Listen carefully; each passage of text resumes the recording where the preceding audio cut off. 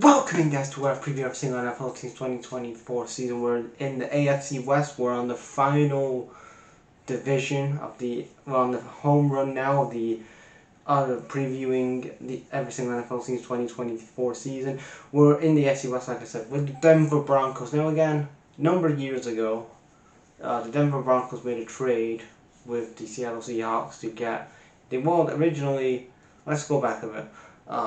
Nathaniel Hack was hired as the head coach. Remember him? Former quarterback coach for Packers. So he was hired, as we know, back in 2022. Yeah, 2022. He was hired in 2022. Ultimately, he gets fired. He gets fired because, again, the original plan was George Patton, who's the GM of the Denver Broncos, was gonna, hopefully to get Aaron Rodgers to reunite with Nathaniel Hack down in Denver. Didn't work out. We know that Rodgers went to the Jets, so they got Russell Wilson, who at that point, let's say he was past his best. Let's be honest, he was past his best. A couple of injury problems. He wasn't really doing that well in Seattle. Yeah, I know he won a championship in Seattle, but after that, you could see the decline in Russell Wilson. So they had him. They traded him. That was a big acquisition in 2022. Obviously they had to take a couple of draft picks away, trade a few of their players back, but ultimately didn't work out well. 2023 happens. Sean Payton, who's a former Super Bowl head coach, Super Bowl winning head coach, comes in, tries to do something with Russell Wilson, doesn't work out. And at the end of it, they just cut ties with Russell Wilson. It's just great how, in 2 years, all this shit has gone down with Russell Wilson and the Denver Broncos. And ultimately, last year ended with them being 8-9 in the AFC West, finishing third, didn't get a playoff place. So, like I said, this offseason, Russell Wilson was traded away to the Steelers. Justin Sims was also departed, and Tim Patrick departed. The additions that they that they got in this offseason: Cody Barton came from the Commanders.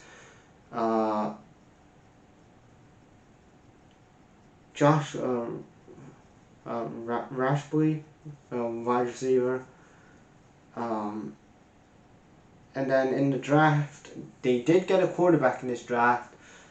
I'm not really, to me, Bo Nix, I've seen him on tape, I'm not convinced of him as a quarterback. I'm not convinced. He's 24, but I'm not convinced.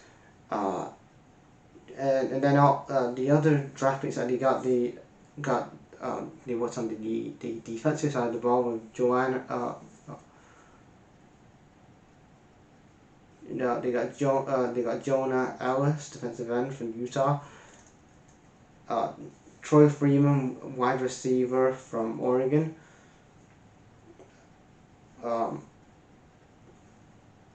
then Devaughn Wells, wide receiver as well. So what I do like is they've addressed the defensive side of the ball. Quarterback questionable, and again they addressed the running back and the wide receiver. Let's talk about the schedule. So the schedule, it's a division game. Well, not a division game. Yeah, it's a division game against.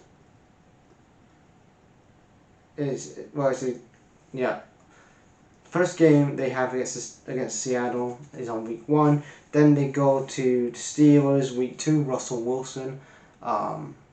Week 2 they face Russell Wilson and the Steelers. Then they have the Bucs on week 3. Then they have the Raiders week 4. Week 5 Chargers, Giants. Then the Ravens.